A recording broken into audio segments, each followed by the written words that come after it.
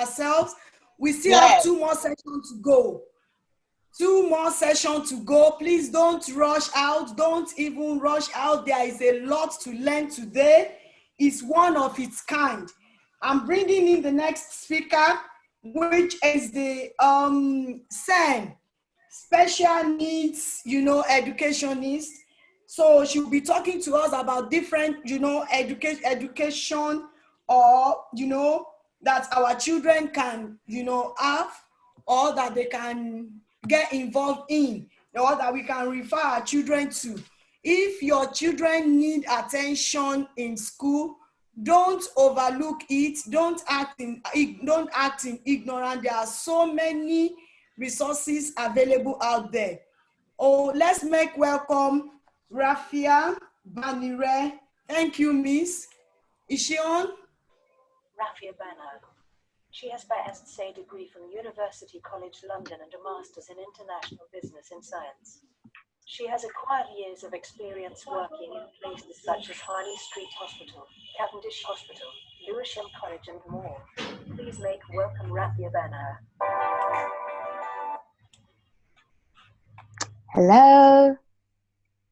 Hello, everybody. Hi, you are welcome. Hello, everybody. Hi, madam, you are welcome. Hello. Can everybody see me? Yes. Okay, good.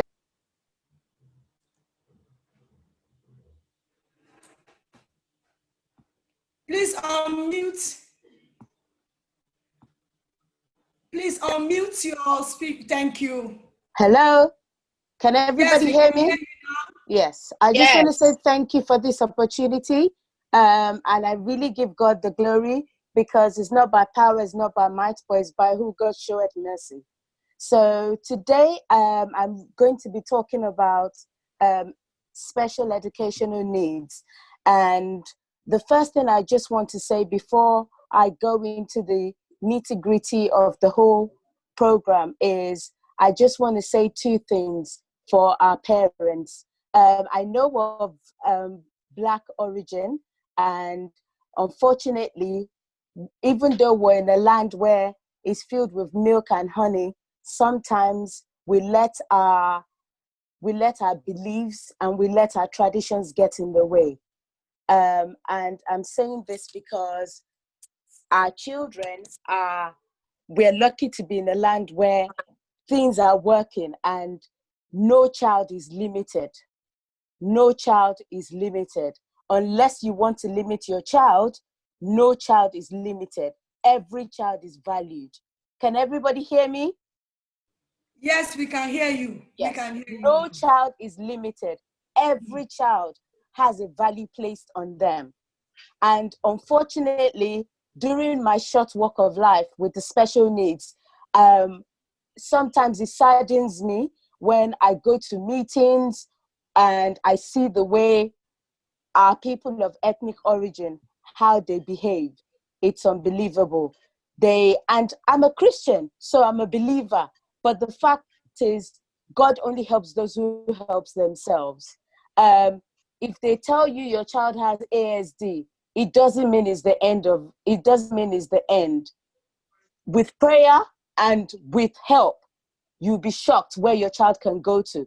So a lot of people have special needs and they're in high places. There's no limitations as long as you choose to do the right thing, which are people. And it's very shocking because it's often the intellectual ones that deny their kids from these benefits because they're either ashamed to have a child who has special needs, and because of that, they're saying no to a special school, even when that's what that child needs. And the fact that a child goes to a special school doesn't mean it's the end of it.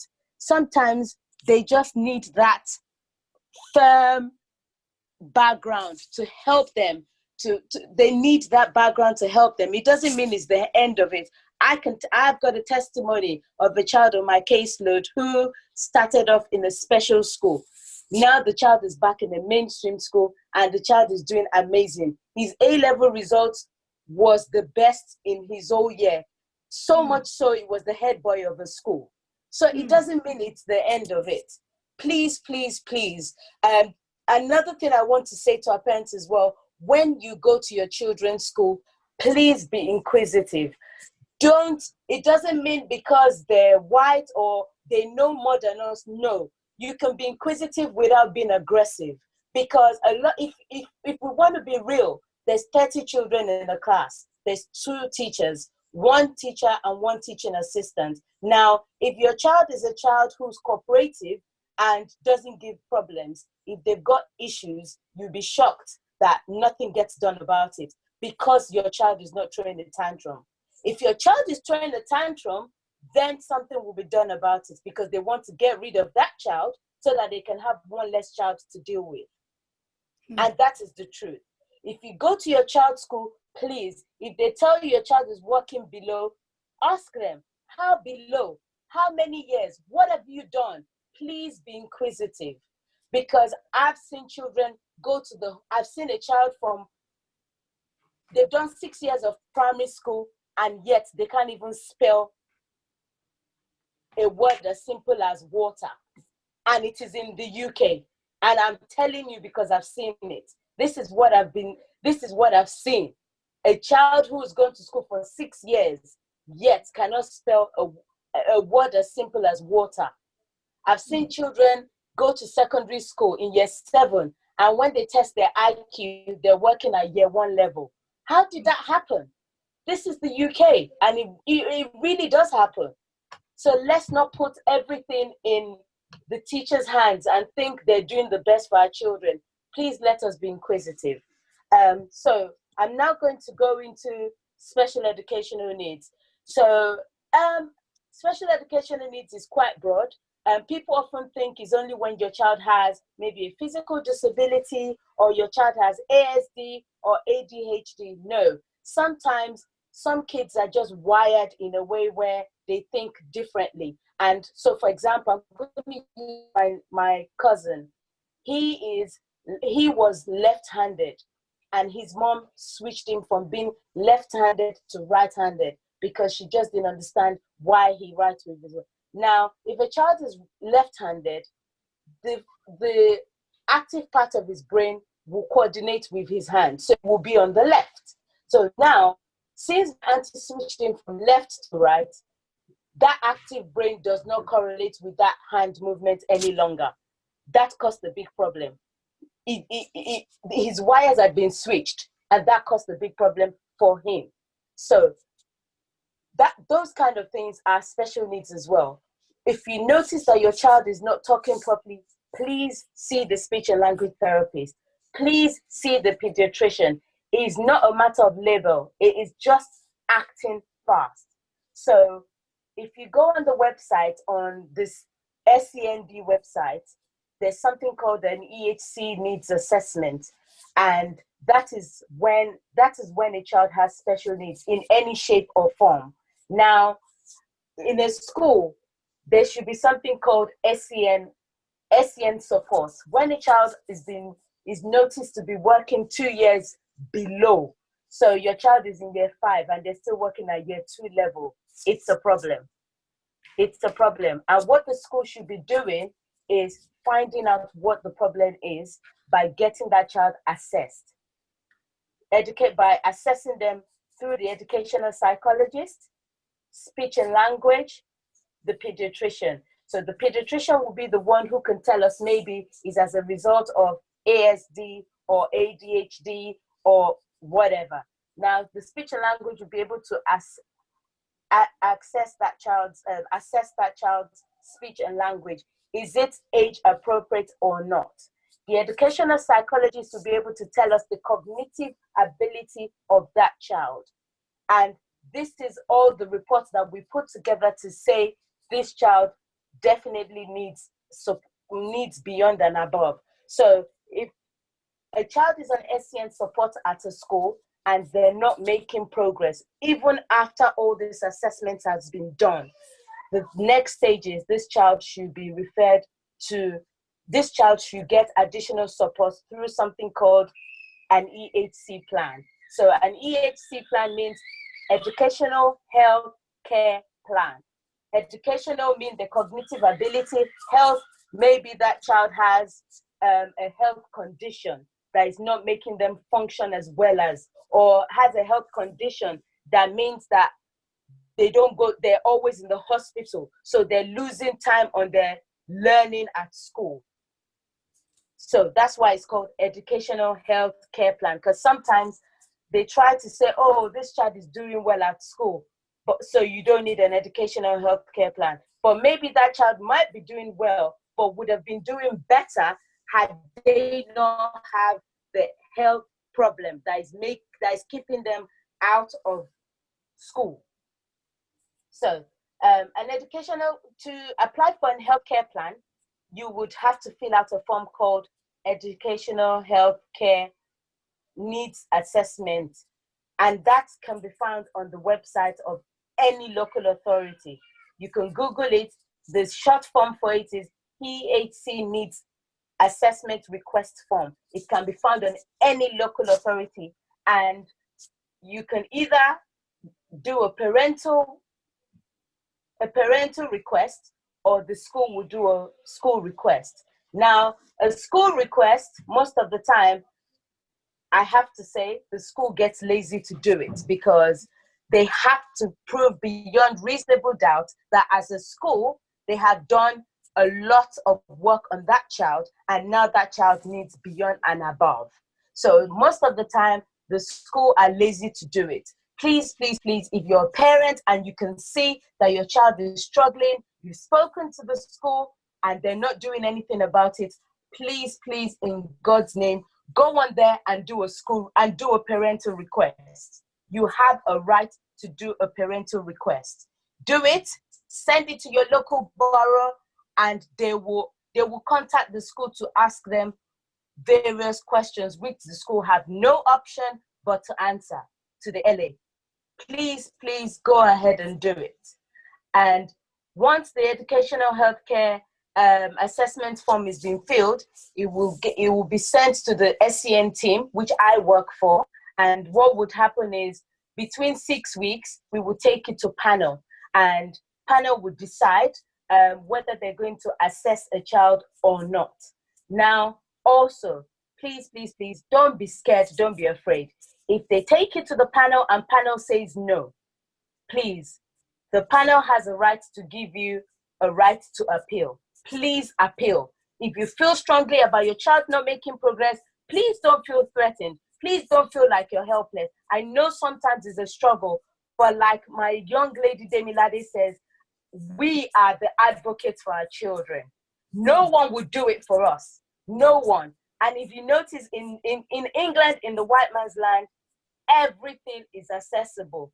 The only problem with us is we don't like to read. And if you don't read, knowledge is power. So if you don't know it, you can't do it. And that's the thing. A lot of us don't read. We don't read. And a lot of these things are accessible. But because we don't read, because we don't gather knowledge, we don't know about it. So please appeal, because even on the website, on the SEND website, where the government legislation has said, it says if your child has or may have,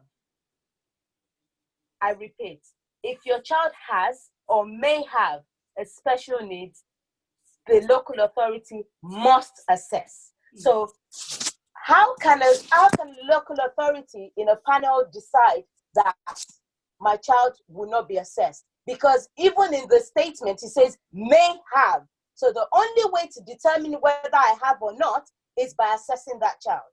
So please, please, please, please, if they say no and you have a strong feeling, please appeal, because you would always win. The only reason why is because they don't appeal. They don't appeal because it's there in bold capital letters. If your child has or may have.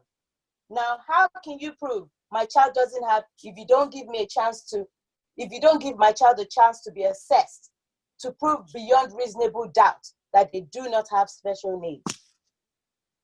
So after that, if it goes to panel, what would happen next is we would assess the children through different professionals it might be speech and language, educational psychologist, community pediatrician, sometimes CAMS, if a child is displaying hypersensitivity, or if a child is very hyper and we just want to know, is it behavioral problems or are they really hyper because they have ADHD? So we would commission CAMS.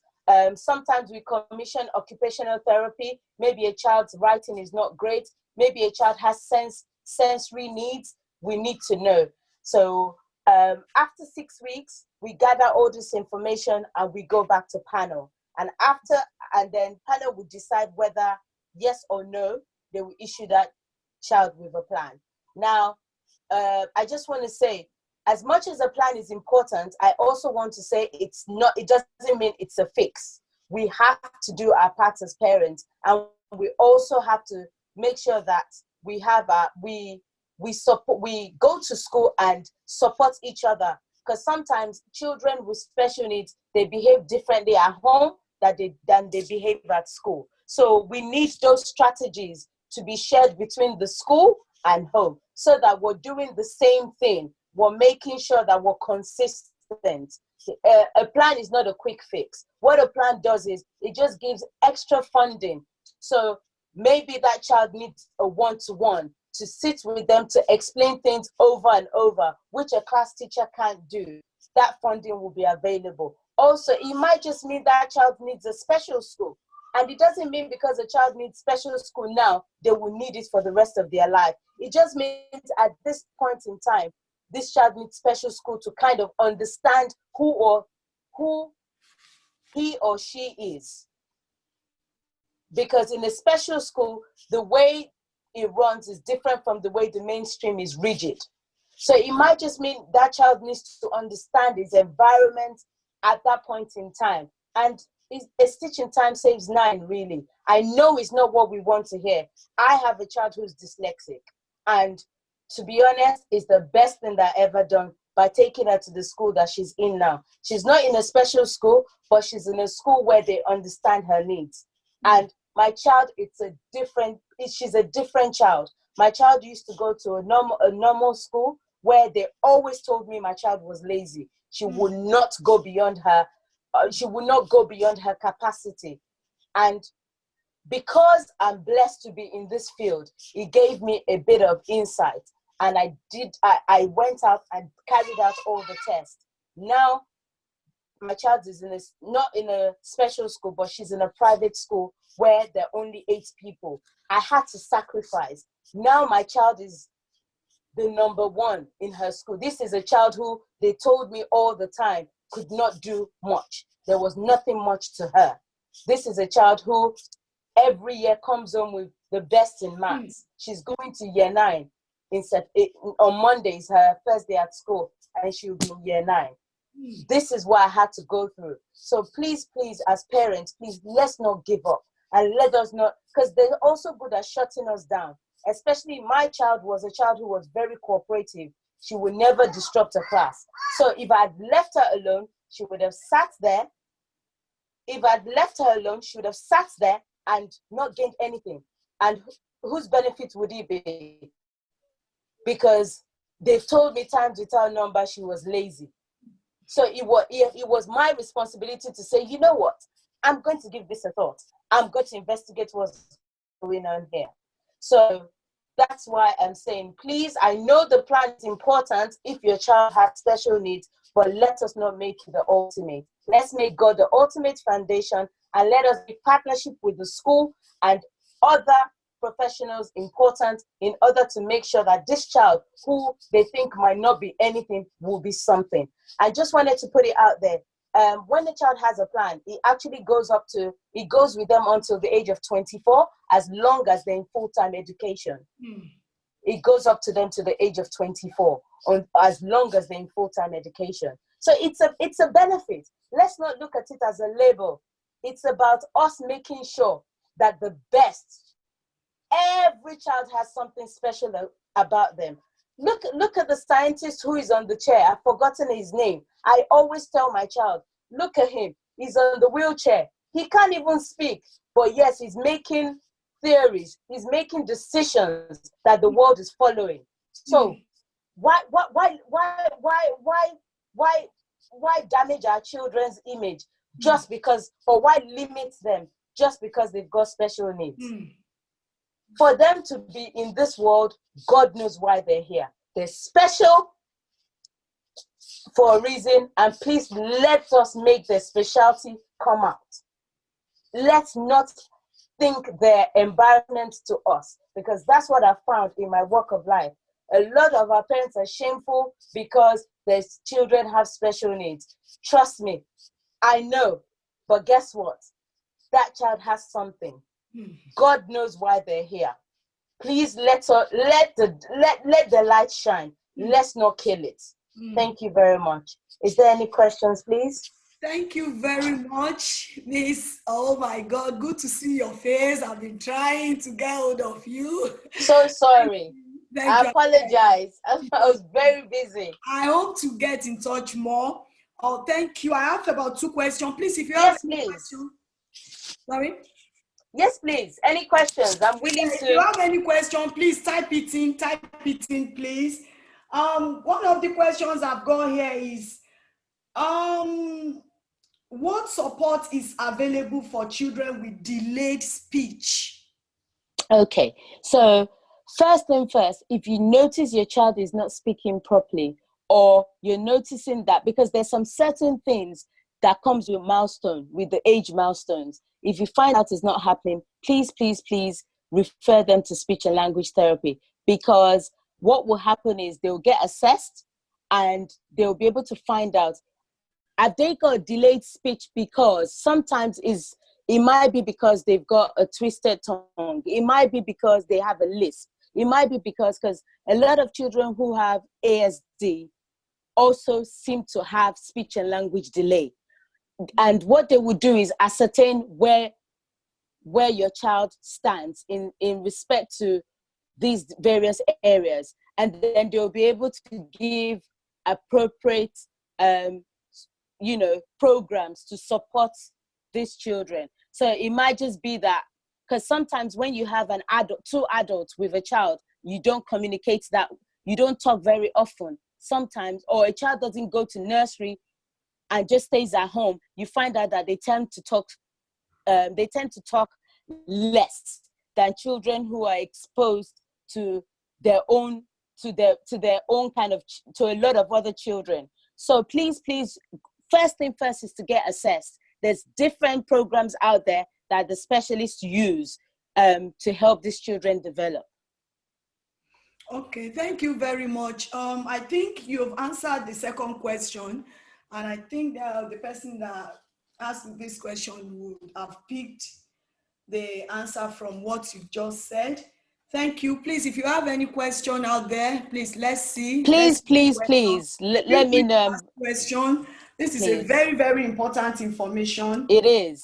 It is a very, very important one that we need. And I want to quickly tell you, please, it's not only limited to United Kingdom. If you are from America or any part of the world, this help is there. It's there. It's just there. As Black people, we do not read enough. Yeah. And unfortunately, the white man always keep their information. It's always there. They don't physically tell you face to face, but they're hidden on the internet, in books. Please, let's just get reading. It's very important. It's out there. Let's make use of it. Let's make use of it. Yes, don't let us use our ignorance to damage our children's future. Yes, please. We need this help, like what my daughter just said about us supporting them. Yes. They might not be your children, but it's the manner of approach to the parent. I know some parents are so sensitive and tense that even if you raise it, that don't you think we should seek for help? They take it personal. They run after you. They tell you because your own child is perfect, that is why you can label my own child.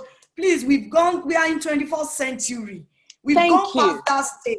And the next speaker that I'm going to bring in, she invited me to a team of people in Nigeria to bring awareness of support for children, to take this awareness to Nigeria. It's a big project that we are working on. If you are in Nigeria, any part of Nigeria, and your child is, going through any form of, condition, and you need support, you need help, please feel free to contact me. It's a big project that we are working on. I'm so privileged to be part of this team because of my profession and my experience. I was invited by this by next speaker to take out this project in Nigeria to give access to parents and to educate, to create awareness, and to even provide support to children, adults that need help, need support.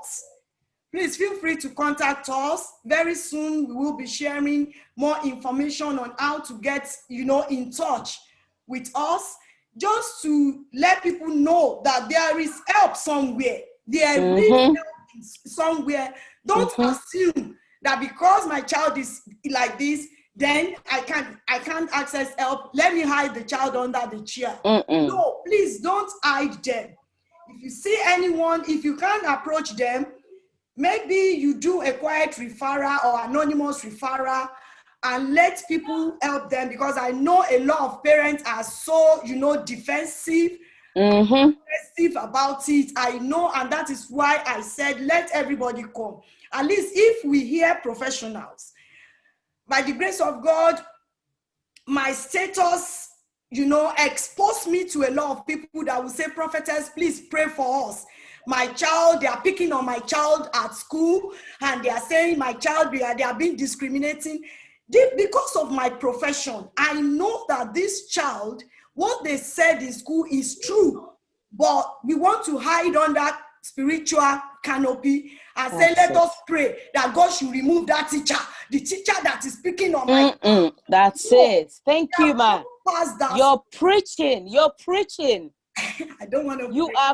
You're preaching. You are preaching. Keep going, ma. God bless you. So I want to encourage us. Yes, we will pray, but let us understand the fact that there is help there. Don't go through it alone. Don't go through it alone. There is help. Look at what Jenny said. I keep on referring to her. She said, I don't want to disappoint my family. Not only my dad and my mom, but the professionals, my nurses, my counselors, my, psychiatrists, all the professionals working with me. They are there. They are there and they are happy to support. Don't let us damage the future of these children because of our ignorance. We've gone past the age of hiding things under the table. Say it out, help is out there. Thank you. Please. Thanks for coming. Thanks for honoring our invitation. Thank you very much. As soon as we get any other question, I will call you back in. Thank you very much.